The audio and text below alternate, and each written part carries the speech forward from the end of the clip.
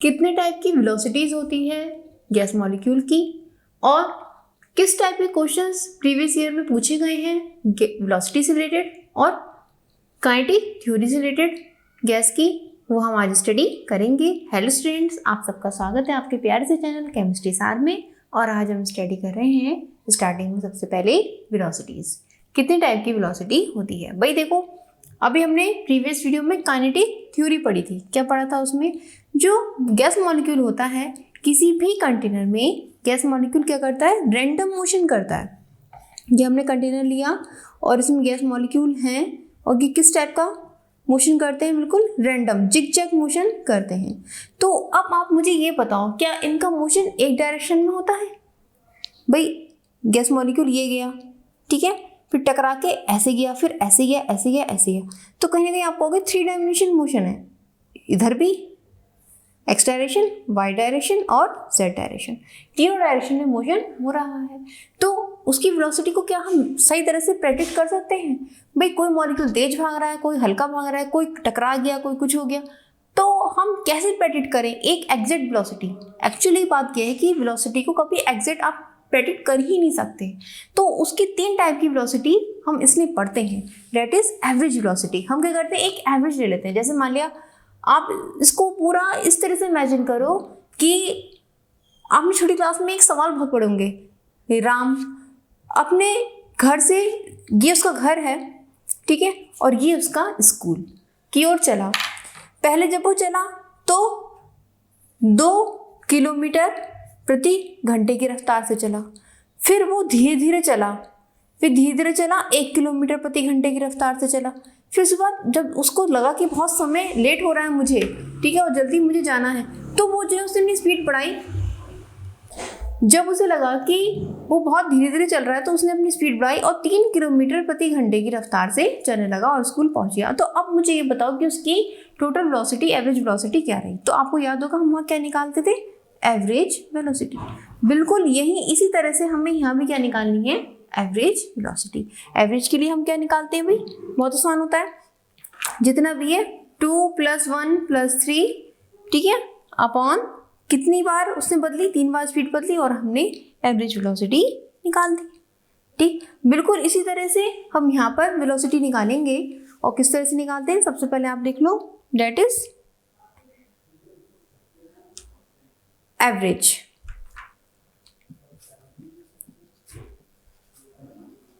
Average velocity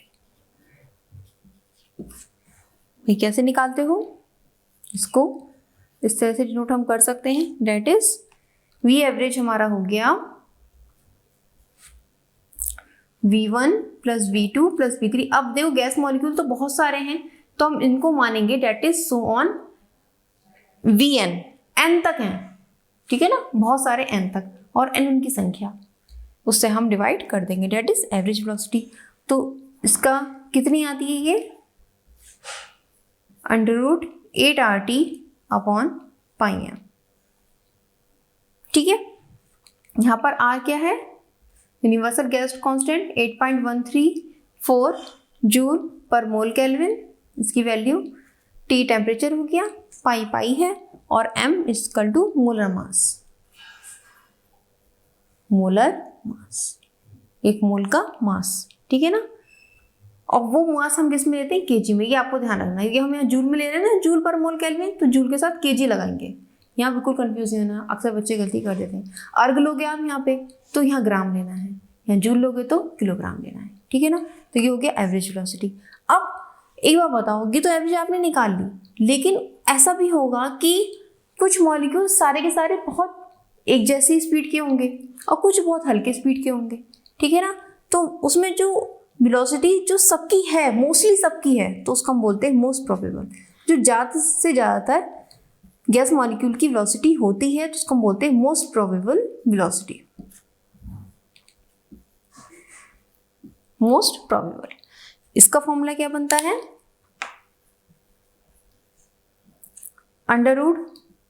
√2RT/m, ठीक है, ये हो गया √2RT/m। एक वेलोसिटी और है, पहले आप ये लिख लो, इतना क्लियर हो गया। एवरेज हो गई, मोस्ट प्रोबेबल हो गई, लिख लिया। चलिए अब थर्ड सबसे इंपॉर्टेंट वेलोसिटी, लेकिन इससे भी संतुष्टि नहीं हुई वैज्ञानिकों को कि भाई अभी भी हम कुछ ना कुछ छूट रहा है, पूरी तरह से प्रेडिक्ट नहीं कर पा रहे हैं। तो अब उन्होंने निकाली थर्ड टाइप की velocity, that is root mean square velocity. Root mean square velocity, इसमें अब कोई भी हमारा छूटा नहीं, सारे के सारे जितने भी गैस मॉलिक्यूल्स थे हर एक की वेलोसिटी को हमने एक तरह से पूरा निचोड़ बना लिया, that is root mean square. अब ध्यान से देखो, अभी हमने मीन निकाला, एवरेज में मीन ही तो निकालते हैं। हमने क्या करा था, जैसे एक मॉलिक्यूल V1 इसकी वेलोसिटी प्लस V2 जोड़ दिया plus V3 plus and so on, कितने हैं हमारे Vn तक, ठीक। इन्होंने क्या करा, उसका स्क्वायर करा, हर एक का स्क्वायर कर दिया, स्क्वायर कर दिया। अब ये कितने हैं, n तक हैं, n से डिवाइड कर दिया, ये मीन निकल गया हमारा, स्क्वायर करा, मीन करा, और इसका क्या कर दिया, रूट कर दिया। कुछ नहीं याद करना, रटना कुछ नहीं है, इसके नाम में ही इसका फॉर्मूला छिपा हुआ है। भाई ये ऐसी वेलोसिटी है, अपने नाम से ही अपना पता बता देती है। कुछ के नाम होते हैं ना, अपने नाम से पता बता देते हैं, ठीक। तो ये देख लो, इसके नाम से पता लग रहा है, मीन करना है वेलोसिटीज का, कर दिया, स्क्वायर करके मीन करो और उसका रूट लगा दो, रूट मीन स्क्वायर वेलोसिटी। तो ये तुम्हारी वेलोसिटी बन गई VRMS, root mean square velocity. और अभी हम काइनेटिक एनर्जी की काइनेटिक थ्योरी हम पढ़ के आ रहे हैं गैस की, तो उसमें हमने क्या यूज करी थी, रूट मीन स्क्वायर वेलोसिटी। यही वेलोसिटी यूज की जाती है, मोस्टली यही वेलोसिटी आपको मिलेगी सवालों में भी, ठीक। बस कंपैरिजन पूछा जाता है, एवरेज वेलोसिटी दे देंगे, रूट मीन स्क्वायर पूछेंगे, तो उसका भी हम पढ़ेंगे कैसे आपस में तीनों कनेक्टेड हैं। तो उसकी वैल्यू कैसे निकालते हैं, √3RT/m। पहले आप ये नोट कर लो, कर लिया नोट, ठीक है। चलिए, अब तीनों में क्या संबंध होता है, relation, that is most important. Relation क्या है, relation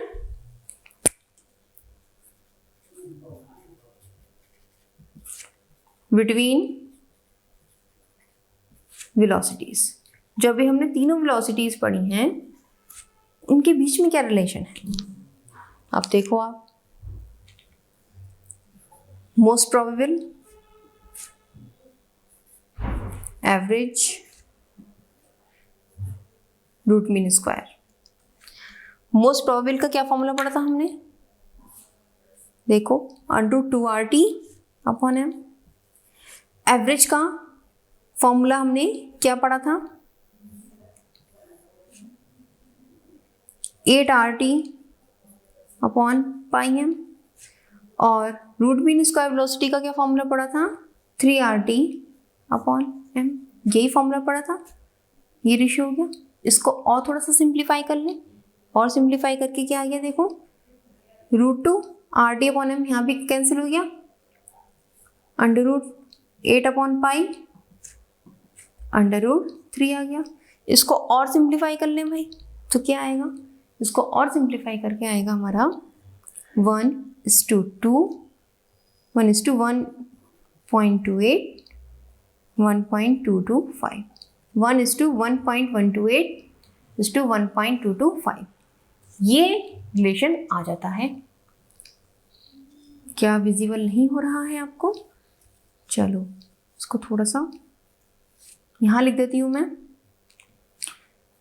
most probable average RMS, 1:1.128:1.225, ठीक है, डेट्स इंपॉर्टेंट। ये तीनों के बीच में रिलेशन होंगे, इस रिलेटेड क्वेश्चन पूछे जाते हैं तो हम इस तरह से निकालते हैं। क्लियर हो गई बात, ये बहुत इंपॉर्टेंट है, मोस्ट इंपॉर्टेंट। बहुत सी किताबों में आपको ये नहीं मिलेगा, ठीक है ना, और ये इतना शॉर्टकट है कि आप बहुत आसानी से तेजी से आंसर निकाल लोगे। क्लियर हो गई बात, चलिए अब इसके बाद हम पढ़ते हैं काइनेटिक एनर्जी का कैसा संबंध आएगा टेम्परेचर के साथ।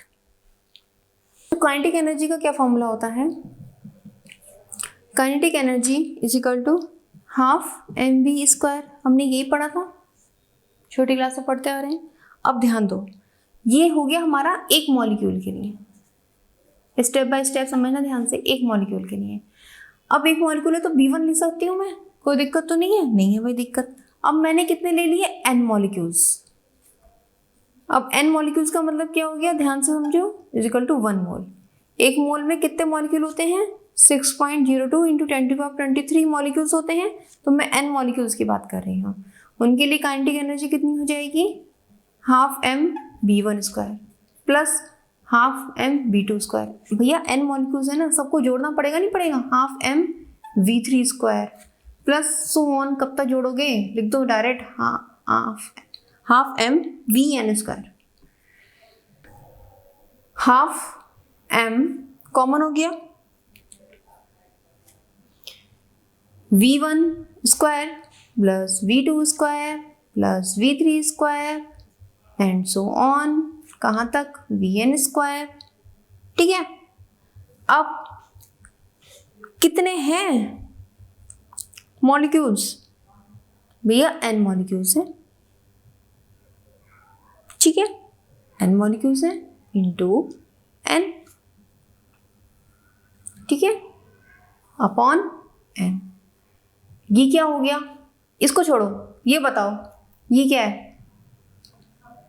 मैंने क्या करा?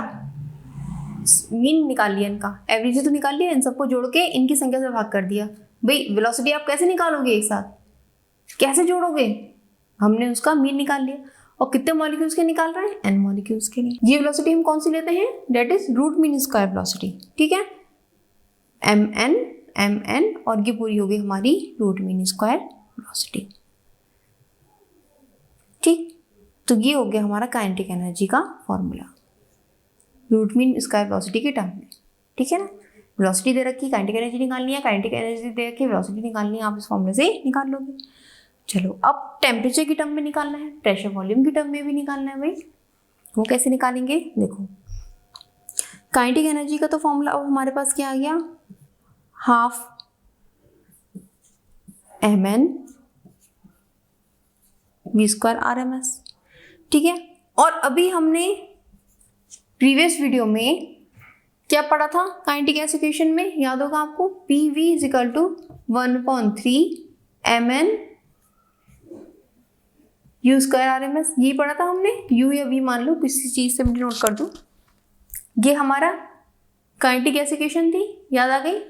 हमने क्या करा, इस काइनेटिक एनर्जी को इस काइनेटिक गैस इक्वेशन से भाग कर दिया, KE/PV कर दिया, 1/3 mn V स्क्वायर RMS। अब ध्यान से देखो क्या क्या कट गया, m से m कटा, n से n कटा, ये से ये कट गया, तो इक्वल टू कितना आ गया? 1/2 इंटू 1/23, यानी कि 3/2 आ गया, ठीक है। अब इसको हम इधर लिया है, KE is equal to 3PV/2 आ गया। क्लियर हो गई बात? अब बच्चों की ध्यान से देखो, बहुत ध्यान से देखो, ये किसके लिए आया है तुम्हारा? n मॉलिक्यूल्स के लिए। तभी तो मैंने कहा n मॉलिक्यूल्स दैट इज 1 मोल। ये जो हमने अभी तक निकाला ये सब किसके लिए? 1 मोल। ये भी तो देखो हमने क्या करा था, ये वेट है एक मॉलिक्यूल का और ये नंबर ऑफ मॉलिक्यूल्स, ध्यान आ गया? Weight of 1 molecule into number of molecules, यानी कि n मॉलिक्यूल्स के लिए है ये भी इक्वेशन। और ये भी हमने निकाली n मॉलिक्यूल्स की, तभी तो हमने डिवाइड किया। भाई डिवाइडेशन भी तो एक एक जैसी जाति में होता है, जैसे कहते हैं ना दोस्ती भी तो एक जैसे में होती है। ये तो है नहीं कि आप बहुत छोटे बच्चे से दोस्ती करके हरी बात शेयर कर लोगे, दोस्ती भी तो एक जैसे में होगी, इसी डिवाइडेशन भी तो एक जैसे में होगा। n मॉलिक्यूल्स की काइनेटिक एनर्जी और n मॉलिक्यूल्स के लिए हमारी काइनेटिक गैस इक्वेशन, उसी को तो हम डिवाइड करेंगे। तो हमने डिवाइड करा, हमें क्या मिल गया? ये मिल गया। ये तो प्रेशर वॉल्यूम की टर्म में है काइनेटिक एनर्जी का फॉर्मूला, ठीक है, इंपॉर्टेंट है, इसको नोट करो, ठीक है। अब मैं इसी को यहाँ रब कर रही हूँ जिससे आपको यहीं समझ में आ जाएगा।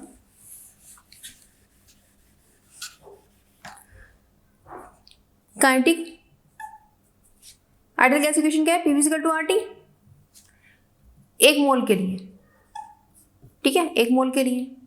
यहाँ n मॉलिक्यूल्स मीन्स क्या? एक मोल ही तो हो गया, एक मोल की PV इक्वल टू RT। तो क्या मैं PV की जगह RT रख सकती हूँ? भाई क्यों नहीं रख सकते? 3/2 PV की जगह मैंने RT रख दिया, डेट इज दिस। ये हो गया हमारा एक मोल के लिए, ये बात आपको याद रखनी है। ये हो गई एक मोल के लिए। भाई हम बहुत हो गया एक मोल, अब तो हमें n मोल के लिए निकालना है। हमें तो n मोल के लिए निकालना है, तो क्या करना है? कुछ मत करो, कुछ भी मत करो, n से गुणा कर दो, n मोल के लिए आ गया, क्या दिक्कत है? कई सारे मोल्स हैं, उनकी काइनेटिक एनर्जी ऐसे निकालेंगे। भाई अब भी बहुत हो गया, अब तो मुझे ना तो 1 मोल ना ही n मोल, मुझे तो भैया अब 1 मॉलिक्यूल के लिए निकालनी है। बात ही खत्म करो, 1 मॉलिक्यूल। अब भाई देखो, ध्यान से देखो बच्चा, ध्यान से देखो, ये तो n मोल की कहानी अलग हो गई, इसको तो अलग साइड में कर दो उसको। अभी मैंने कितने निकाले? n मॉलिक्यूल्स के लिए निकाला, यानी 1 मोल के लिए, 1 मोल यानी कि n मॉलिक्यूल्स के लिए 6.0323। इतने सारे मॉलिक्यूल्स के लिए मैंने ये फॉर्मूला निकाला, ठीक है, इतने सारे मॉलिक्यूल्स के लिए ये वाला फॉर्मूला निकाला। मुझे सिर्फ 1 मॉलिक्यूल का फॉर्मूला चाहिए, किसका? सिर्फ 1। बच्चों देखो, कंफ्यूज तो नहीं हो रहा है? बिल्कुल कंफ्यूज नहीं होना है। ये जो अभी तक हमने निकाला, ये 1 मोल के लिए था। 1 मोल में 6.02 इंटू 10⁻23 मॉलिक्यूल्स होते हैं, ये बात हम पढ़ के आ रहे हैं, ठीक है। अब इतने सारे मॉलिक्यूल में मैंने कह दिया सिर्फ 1 मॉलिक्यूल के लिए निकालना है, तो मैं क्या करूंगी? इस पूरी संख्या से भाग दे दूं, इस इक्वेशन में इस पूरी संख्या से भाग दे दूं,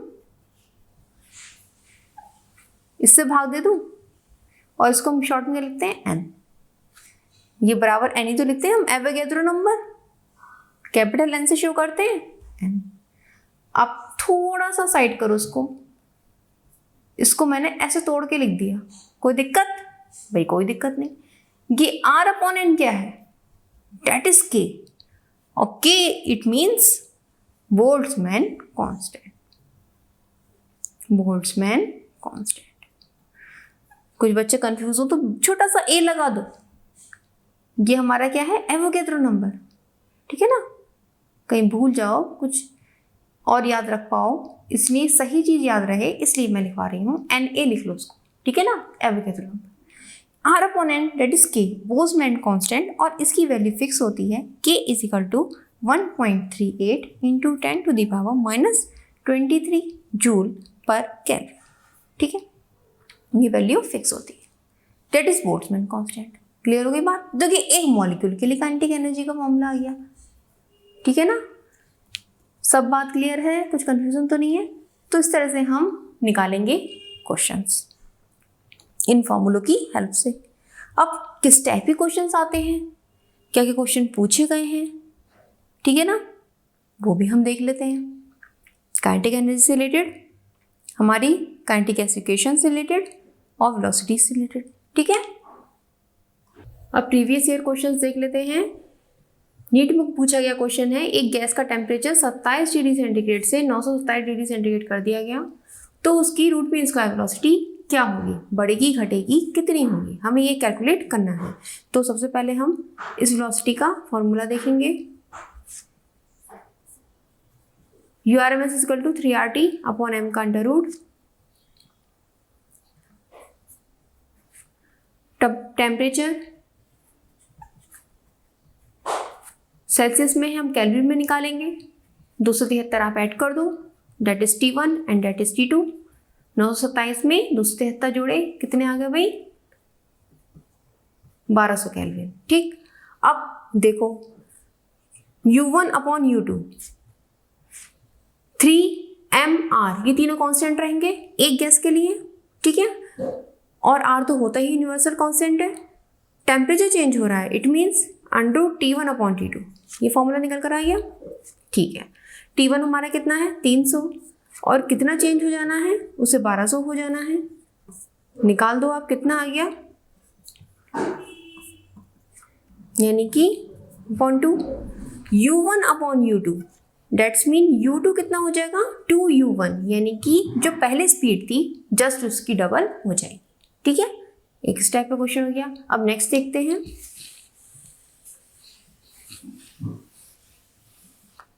नेक्स्ट क्वेश्चन आया था, पूछा है एवरेज काइनेटिक एनर्जी एक आइडियल गैस के लिए, average kinetic energy of ideal gas पर मॉलिक्यूल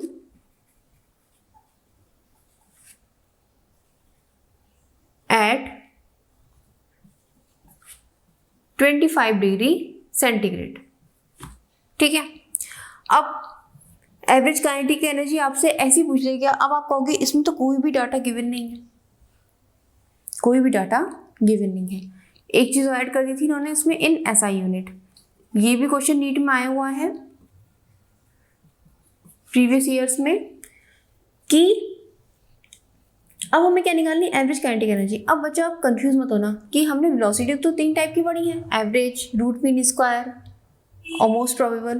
तो काइनेटिक एनर्जी भी कहीं 3 टाइप की तो नहीं होती? नहीं जी, आप बिल्कुल कंफ्यूज मत हो, बिल्कुल आप आंख मीच के वो फॉर्मूला लगाओ जो मैंने आपको बताया।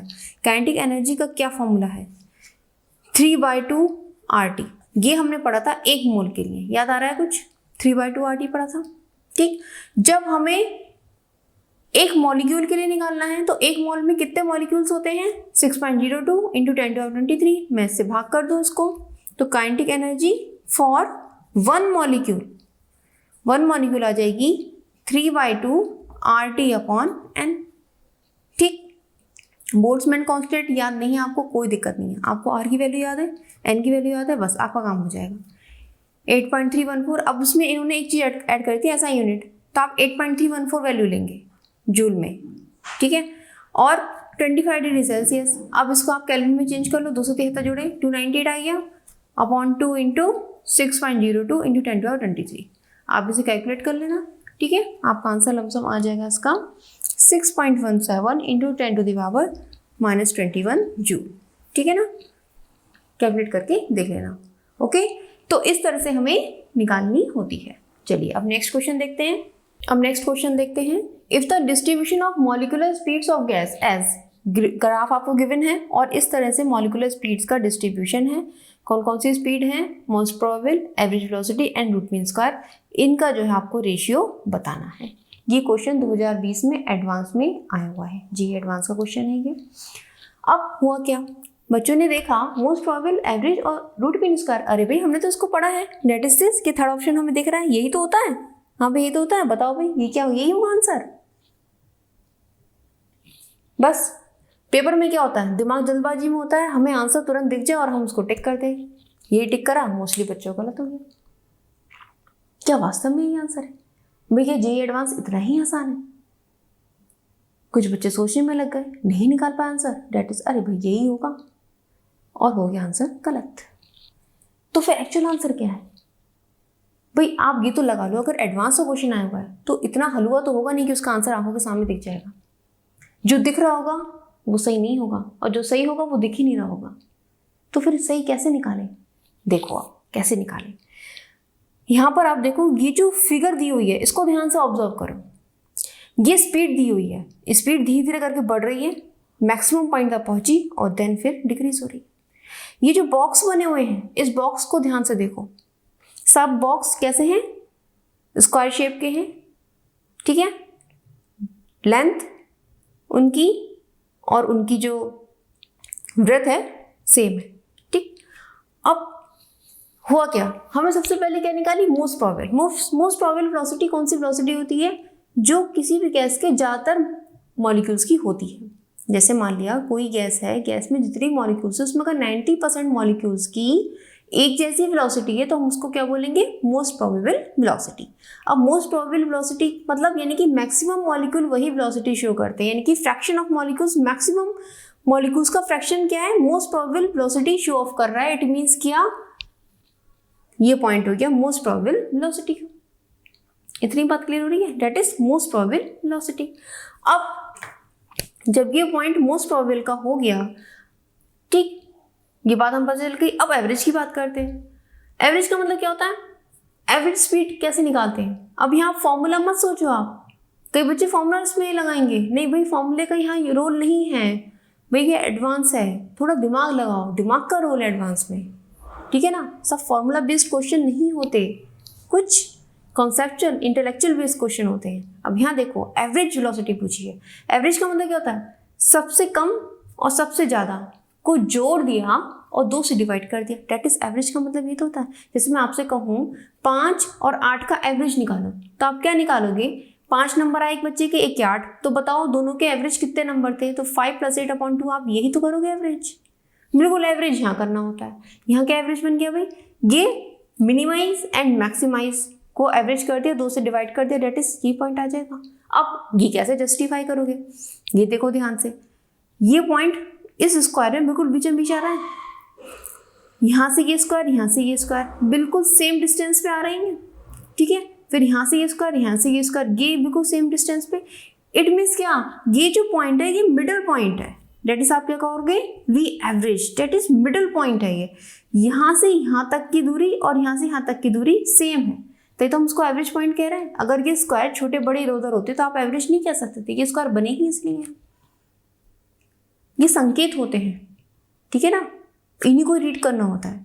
तो ये एवरेज हो गया, तो इट मीन्स आप क्या देख रहे हो, मोस्ट प्रोबेबल एवरेज के बराबर हो गई है। ये पॉइंट हमारा क्या है, मोस्ट प्रोबेबल का, और डेट इज एवरेज। ये भी, इस पे भी स्पीड यही है, एवरेज पे भी स्पीड यही है। बात समझ में आ गई, यानी कि जो एवरेज वेलोसिटी है वो मोस्ट प्रोबेबल के बराबर हो चुकी है, ठीक। और रूट मीन स्क्वायर क्या होगी भाई, रूट मीन स्क्वायर तो अपनी एक अलग ही दुनिया में जीती है। पहले तो उसको मीन करो, उसका भी रूट करो, फिर उसका भी स्क्वायर करो, डेट इज वो तो अपने 1.224 के एवरेज में चलेगी। तो इट मीन्स क्या, आंसर क्या निकल कर आएगा, 1:1:1.224। वो कैसे, ये हमारा हो गया मोस्ट प्रोबेबल, ये हो गई हमारी एवरेज, और ये हमारी हो गई रूट मीन स्क्वायर वेलोसिटी। क्योंकि मोस्ट प्रोबेबल और एवरेज सेम है, तो ये 1:1 के रेशियो में होंगी, दोनों कैसी होंगी, 1:1 के रेशियो में, और इनका रेशियो रूट मीन स्क्वायर के साथ क्या हो जाएगा, 1.224, जो हम पढ़ते ही आ रहे हैं। हम एक्चुअली क्या पढ़ते आ रहे हैं, हम ये तो पढ़ते आ रहे हैं तीनों वेलोसिटी का एवरेज, बताया भी था आपको अभी, 1:1.128:1.224, ये तीनों वेलोसिटी का एवरेज बताया था। अब ये आंसर सही नहीं है, ये आंसर गलत है। क्यों, क्योंकि 1.128 हो ही नहीं सकता, ये किसके बराबर होगी, एवरेज मीन मोस्ट प्रोबेबल के बराबर हो जाएगी, ठीक है ना। तो यहाँ पर क्या आएगा, 1:1:1.224, ये आपका आंसर भी सही होगा। ये बात क्लियर हो गई, ठीक है। इस तरह से हम आंसर निकालते हैं। अब नेक्स्ट क्वेश्चन है, the root mean square velocity of an ideal gas at constant temperature and constant pressure varies with density ds। Temperature भी कांस्टेंट है और प्रेशर भी कांस्टेंट है। रूट मीन स्क्वायर वेलोसिटी पूछी गई है, डेंसिटी से उसका संबंध पूछा गया है। तो पहले हम इसका फॉर्मूला लिखें, √3RT/m। अरे भाई फॉर्मूला में कहीं डेंसिटी तो है नहीं, टेम्परेचर भी कांस्टेंट है, अब क्या करें भाई, डेंसिटी नहीं है तो क्या दिक्कत हुई, मास तो है ना, मास से ही डेंसिटी का संबंध निकल कर आएगा। अब वो कैसे निकलेगा भाई relation, mass is equal to volume into density, याद है आपको formula, m is equal to VD, ठीक। यानी कि मास डेंसिटी के प्रोपोर्शनल है, और ये तो आपको पता ही है भाई, जितना ज़्यादा डेंस होगा कोई भी एलिमेंट, जितना ज़्यादा डेंस होता है उसका मास उतना ही ज़्यादा होता है। जैसे लोहा, ठीक है, आयरन सबसे ज़्यादा डेंस होता है, ये नहीं कहूँगी पीरियोडिक टेबल में सबसे ज़्यादा, वो तो ऑस्मियम होता है, लेकिन लोहा जो होता है उसकी डेंसिटी ज़्यादा होती है, जिसके कंपेरेटिवली अगर हम लकड़ी की बात करें, एक हम आयरन लें और एक हम वुड लें, तो उसमें कौन ज़्यादा डेंस है भाई, आयरन की डेंसिटी ज़्यादा है तो उसका मास भी ज़्यादा है। मैं 5 ग्राम आयरन लूँ, 5 ग्राम वुड लूँ, तो उसमें लोहा ज़्यादा भारी होगा, क्यों, क्योंकि उसकी डेंसिटी ज़्यादा है। तो यानी कि डेंसिटी मास पर डायरेक्टली प्रोपोर्शनल होती है, ठीक। तो कहने का मतलब ये, अगर मैं m की जगह यहाँ पे m is directly proportional to d, तो इट मीन्स क्या, root mean square velocity is proportional to 1/√d। समझ में आ रही है बात, रूट मीन स्क्वायर वेलोसिटी किसके प्रोपोर्शनल है, 1/√m के है, और m और d आपस में डायरेक्टली प्रोपोर्शनल है। तो मैं क्या लिख सकती हूँ, m की जगह d भी लिख सकती हूँ, तो ये वाला हमारा ऑप्शन सही होगा, और ये है d, ठीक। इस तरह से हम क्वेश्चंस निकालेंगे। आप और ट्राई करिए किस टाइप से क्वेश्चन आते हैं, मैंने आपको कुछ बता दिए हैं, ठीक है। नेक्स्ट वीडियो में मिलते हैं, आप प्रैक्टिस करते रहिए। All the best.